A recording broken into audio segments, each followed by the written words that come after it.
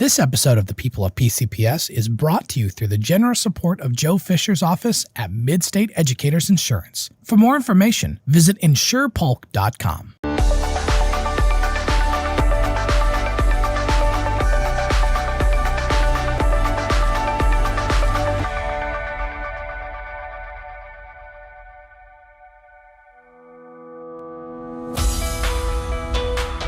Welcome to the People of PCPS, a Polk County Public Schools podcast.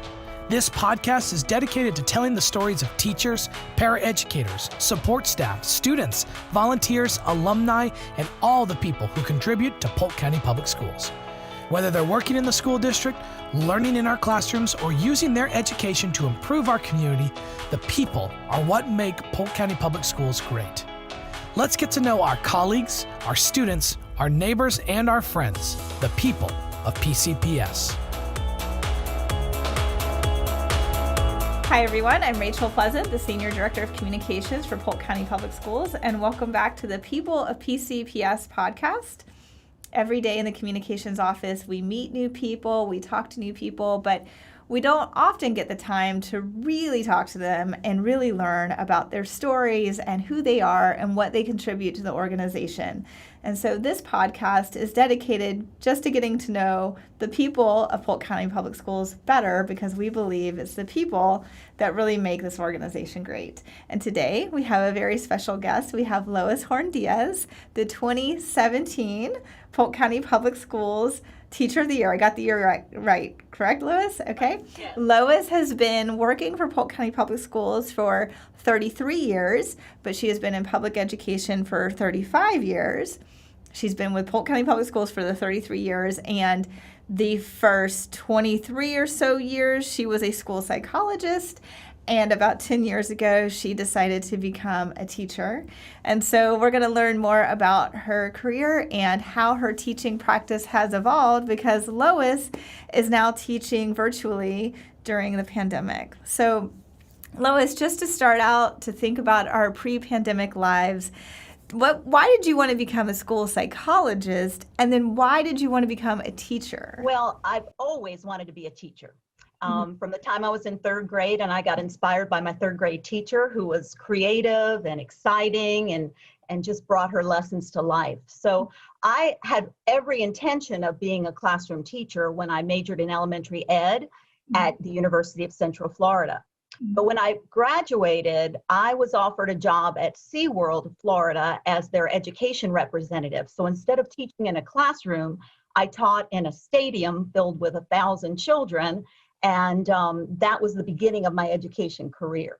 So that kind of evolved from there to an opportunity to do a local television show called This Is Me for preschool children.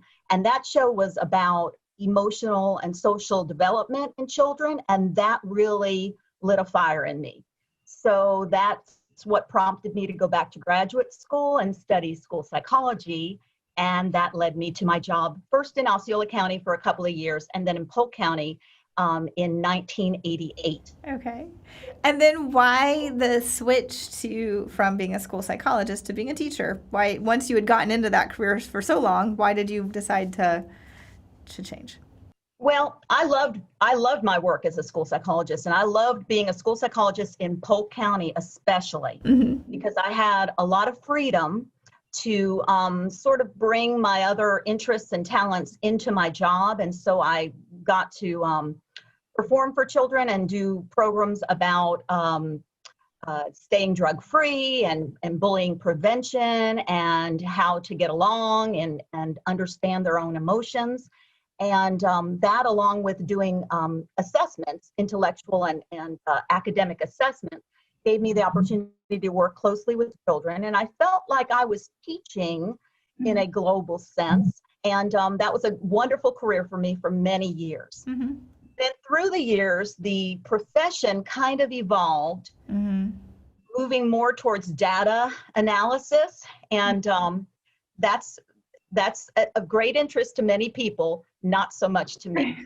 So when I saw the profession shifting, and I realized that, hey, you know, that dream I had as a kid to be a classroom teacher maybe this is the time to shift into that and end my career the way I had always intended to begin it and never actually did. So after all those many years, I finally stepped into a classroom. Came full circle. How do you think you as a teacher are different, or how is the experience for your students different because you have such a strong background as a school psychologist? What do you bring into the classroom?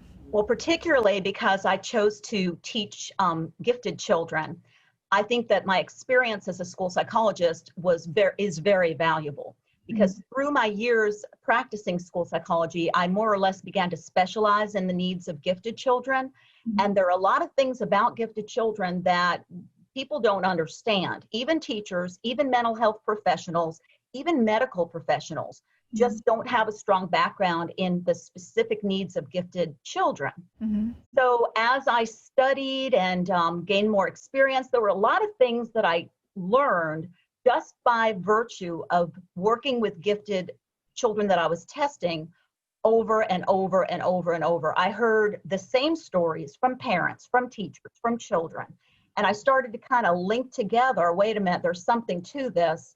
And that's what prompted me to go back to school for the fourth time to graduate school and get additional credentials in gifted education.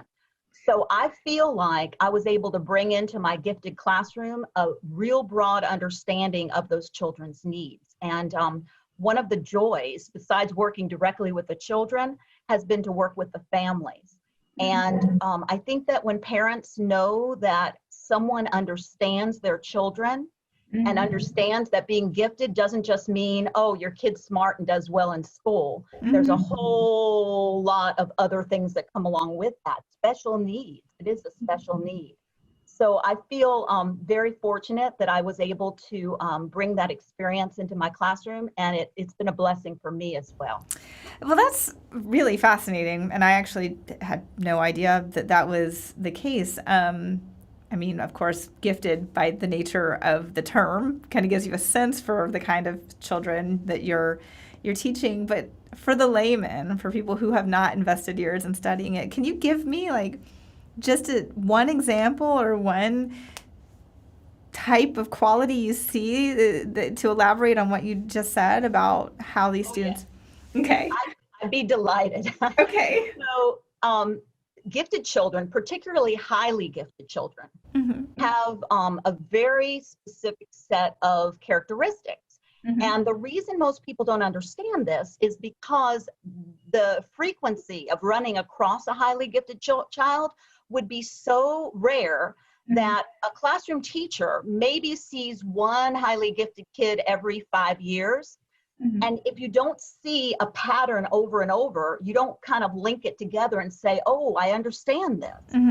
So what happens with highly gifted people is as the cognitive development gets so exaggerated, a lot of other things come along with it. And in the gifted education world, it's called overexcitabilities, and it's neurological. So your cognitive development is accelerated, but so are your emotions. So are your sensory inputs. So are your imagination and et cetera. So it's almost like those children have those sensory inputs turned up on high. A lot of gifted children will have difficulty with being bothered by sounds, being bothered by textures, being bothered, they don't like the tags in their shirts or the line on their socks. Or they'll say, Miss Beep Beep, that's their nickname for me. Miss Beep Beep, something smells in here because somebody used a flavored hand sanitizer, and they pick up on that, and it bothers them. Their emotions tend to be big, and they're very perfectionistic, and things can bother them to an nth degree. And it's not to say that those are reasons to just excuse those behaviors, but it's a reason to see these issues as something that children need help with. And unfortunately, a lot of times it's viewed in a punitive way. The other issue of gifted children that comes up a lot is that just because you are academically and intellectually gifted does not mean that the rest of your body has come along with that. So children will think like, they might be 7 years old, but they might think like a 12-year-old, but they might have the handwriting of a 5-year-old. Therefore, it becomes frustrating when they try to write down on paper these high-level thoughts that they have. Same thing with if a gifted child is watching the news with their parents, and the parents think, oh, this kid's only 6 years old, he doesn't understand.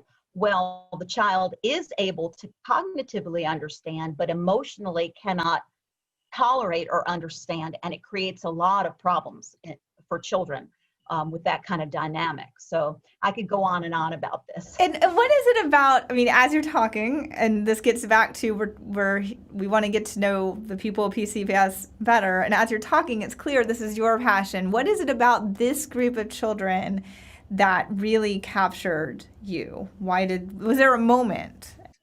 Well, in a small way, I probably experienced some of this as a child myself. But then I had my son, and he definitely exhibited a lot of these characteristics. And what was surprising to me was, as a school psychologist trained in the 1980s, I never got any training, and as a teacher trained in the early 1980s, not a single word was spoken about any of this having to do with gifted kids. All we were exposed to was the idea that this was high intellectual development, and here's how you test a kid to determine it. But all of this was research that came out in the 80s, later in the 80s, in the 90s. And this was all additional understanding that came after my training. So the way I found out about all of this was I was doing some what is going on with my son research. And that's when I coupled that with my observation of the children I had tested through 20 years. And I had a big aha moment.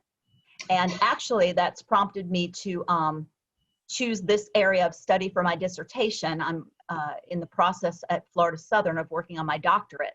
And I'm going to be doing my dissertation on this very issue of overexcitabilities. So I would, just trying to put myself in your place as you're talking, do you have a sense that these are children who are capable of so much, and yet if they aren't understood correctly and if they aren't properly supported, that potential could be possibly not realized one day? Do you go to work with that knowledge every day? Is that what you're? Absolutely, that is it. And parents, are so concerned about these issues. They've got this child that is unusual, and sometimes, sadly, they get a lot of negative feedback from the daycare, from the Sunday school class, sometimes from their public school classroom. And understandably so, because these behaviors make the child look different. They are different. But if they're understood and the child is helped to understand themselves, then it becomes something that the child can grow from and learn to be able to fit in to a certain extent, and to modify some of these things too, not to change or make it go away, but just to understand, okay, well, I have, my students know they have big feelings. I say, here come those big feelings again, but the child is not rejected. And the child understands themselves and says to themselves then, hey, I better just take a deep breath because here come those big feelings. So gifted children, perfectionism and intensity, those are the bottom, the foundation of these overexcitabilities, intensity and perfectionism. And any parent of a gifted child will say a big amen to that. Yeah. So talk about your, I was very fortunate to be able to visit you at your school, our Bruce Wagner, at least a couple of times prior to the pandemic. But I don't know if I actually ever made it into your classroom. I don't recall. I remember coming to your Shakespearean production that you do every year. Right. But so just for our listeners and for me, describe to me your pre-pandemic classroom and how you created an environment where these children could thrive. Well, because and this is a blessing, I have the same children all the way through their elementary career. Some are identified in kindergarten, not all, usually, but by first and second grade. So they're with me first through fifth grade. So my classroom becomes a little bit of a second home to them. And I wanted it to be inviting and creative and exciting. And so on this new challenge to teach gifted, I thought, what would be a good way to visualize what I wanted to do with them? And I came up with the idea of a hot air balloon, that we would take a hot air balloon ride, imaginary ride, and then travel back in time and travel to other places. And one of our journeys in the classroom, I usually have 4 different journeys through the school year. The first one is always a journey within, where we understand ourselves, again, because that's such a need for gifted children.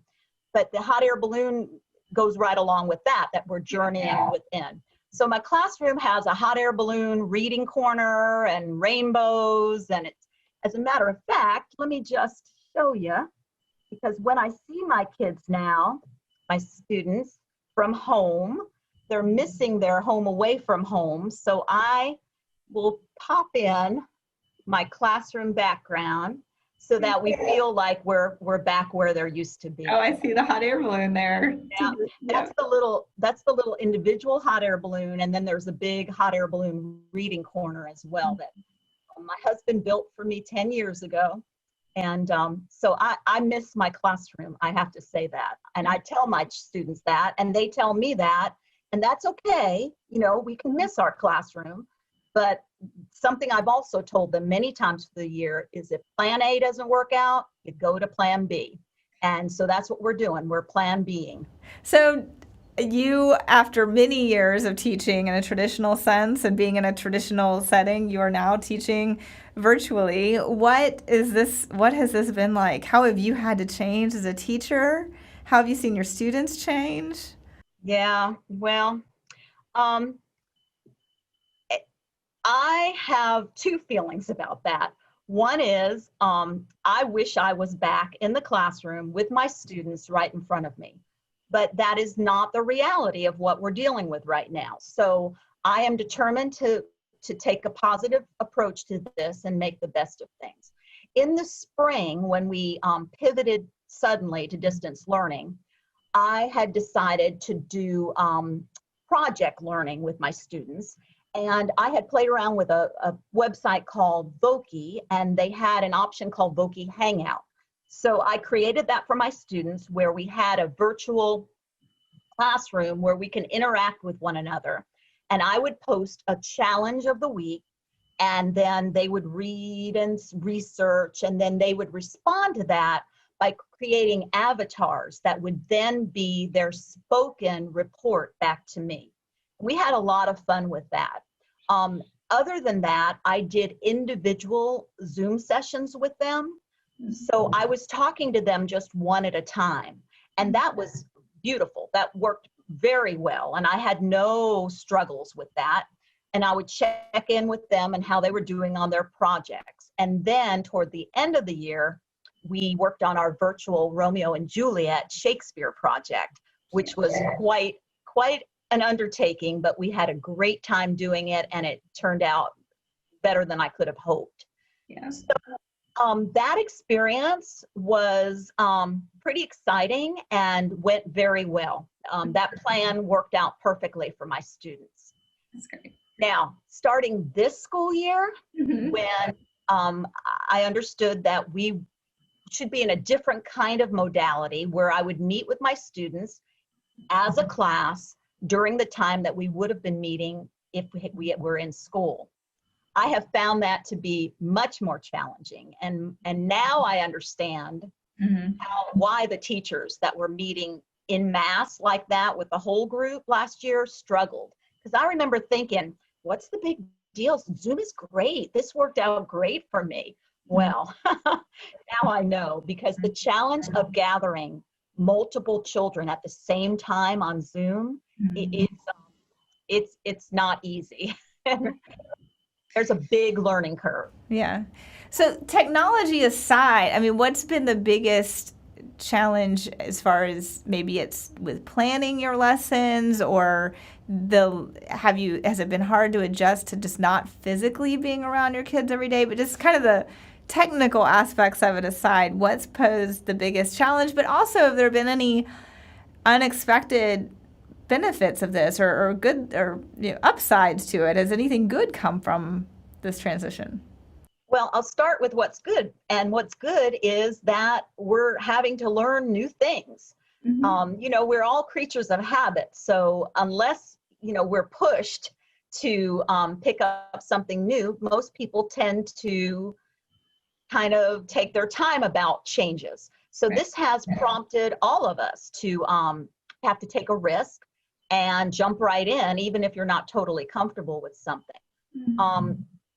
But as far as how it's going with the children, what is going besides the technology, the challenge for me is not being able to see the reactions of my students in real time.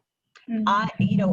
When I see the little face in the little square, I don't have as many clues mm-hmm. on whether they get it, they understand it, are they paying attention, getting the feedback immediately.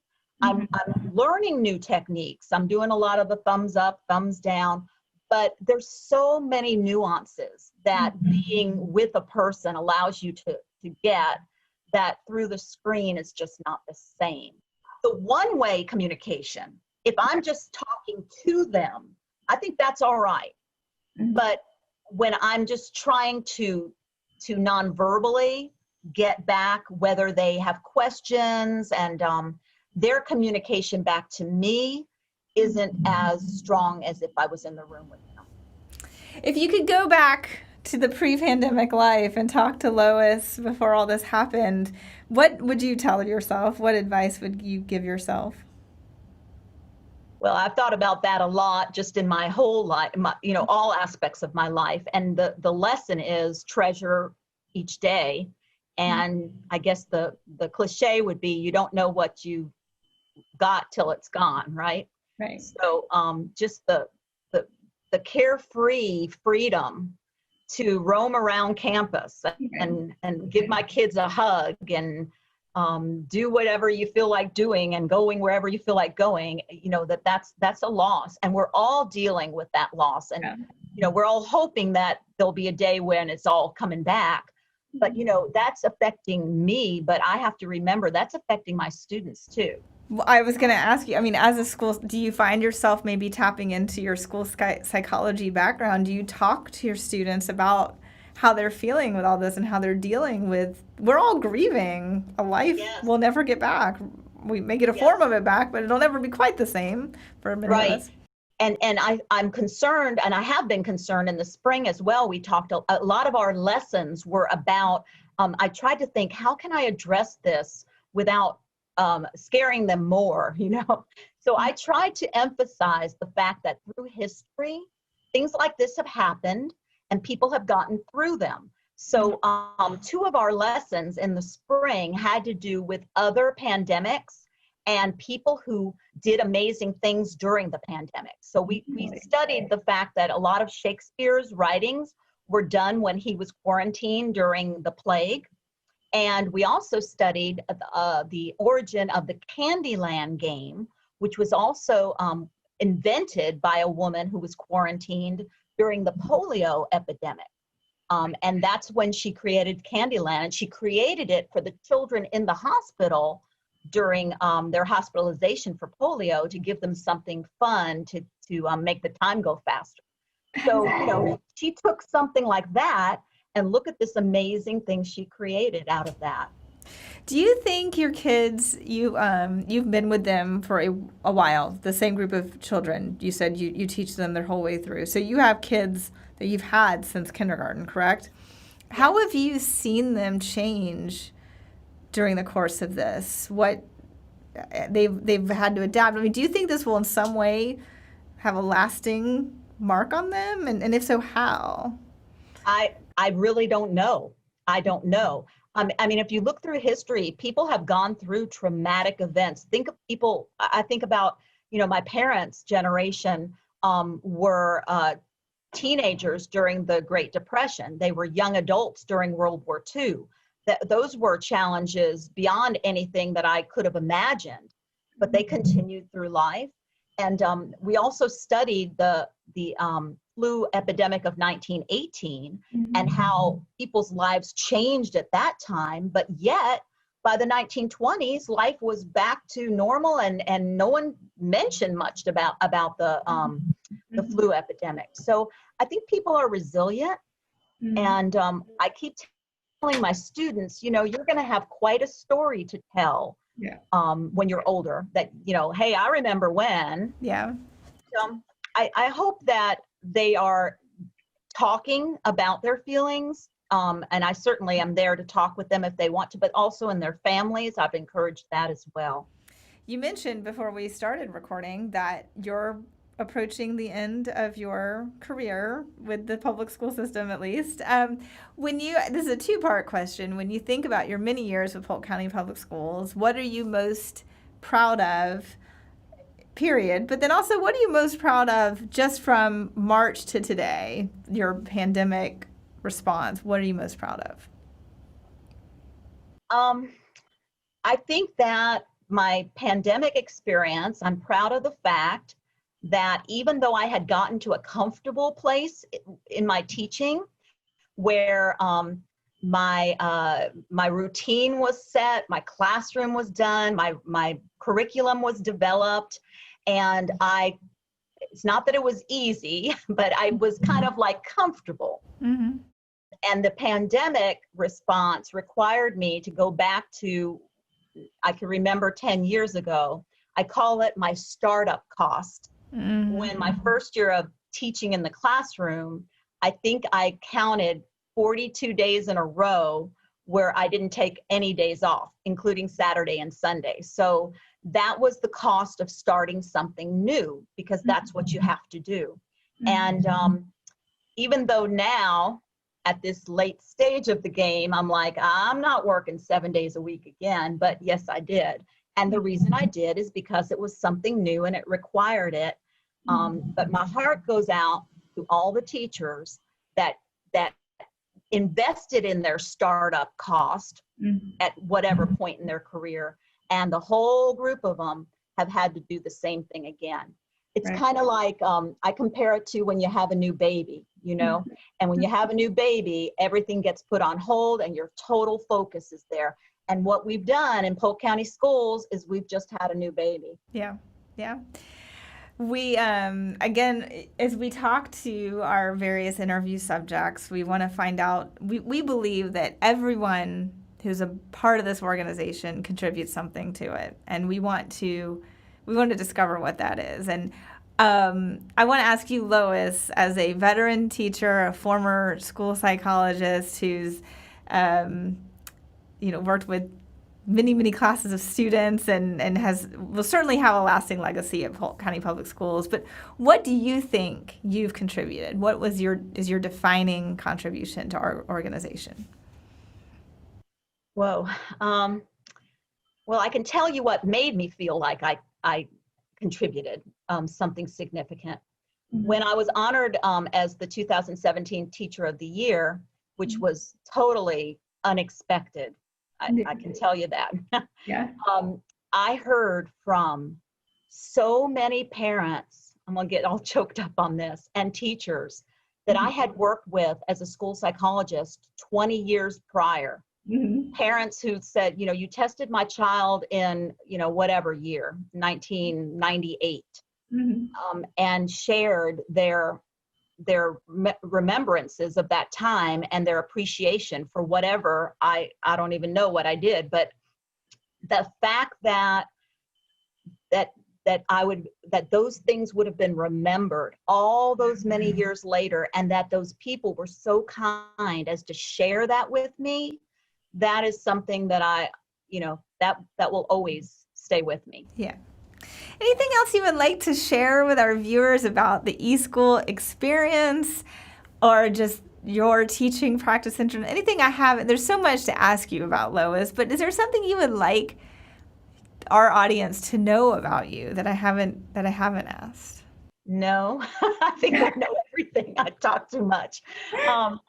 But what I would like to say about eSchool is that, this is I keep telling my students, we are all learning together. Yeah. And teachers need to just give themselves permission to not be perfect at this time. Mm-hmm. And parents permission, and children need to give themselves permission.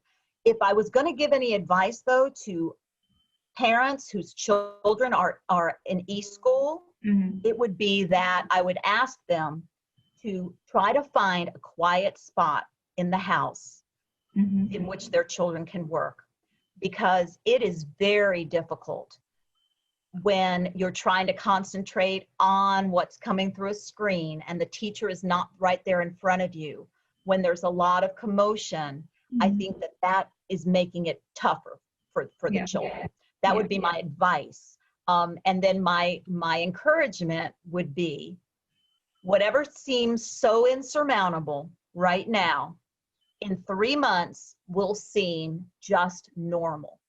And that's what I'm counting on. And I'll tell you, I've only been with my students now, this is my 3rd week, because I didn't get to start with them from day 1. But week 3 is so much better than week 1. We're getting into a routine. It's a whole new thing, and we're having to learn it. So I'm confident that as we continue on, we're going to get to a good place, and we're going to get a lot done. Well, I mean, think about where we were in March. That was certainly a lot harder. So we've come a long way. You're right, and even just this school year. So, and I guess if students remember anything from this time, it's that things don't always go as planned, and you just adjust and do your best, and you may not be perfect. So, very, very wise words that you shared there. So. Okay, well, thank you so much. The 2017 Teacher of the Year, Miss Lois Horn-Diaz, a.k.a. Miss Beep Beep. Thank you so much for being our guest today. We really appreciate your time. Thank you. Thank you. Did you change careers to become a teacher, para, or bus driver? Do you remember the moment when you knew a career in education was right for you? Are you a PCPS alumnus who remembers the teacher who made you believe you were capable of great things? Are you a student who is already putting your K-12 education to work in our community? We all have a story to tell, and those stories are part of what makes PCPS great. Tell us yours. To be a guest or to nominate someone you know to be featured on The People of PCPS, fill out the form posted online at polkschoolsfl.com/podcast. Thanks for listening. You can subscribe to the People of PCPS podcast on Apple Podcasts, Google Podcasts, and Spotify, or watch online at the Polk County Public Schools YouTube channel. To learn more about the People of PCPS and other Polk County Public Schools podcasts, visit polkschoolsfl.com/podcasts.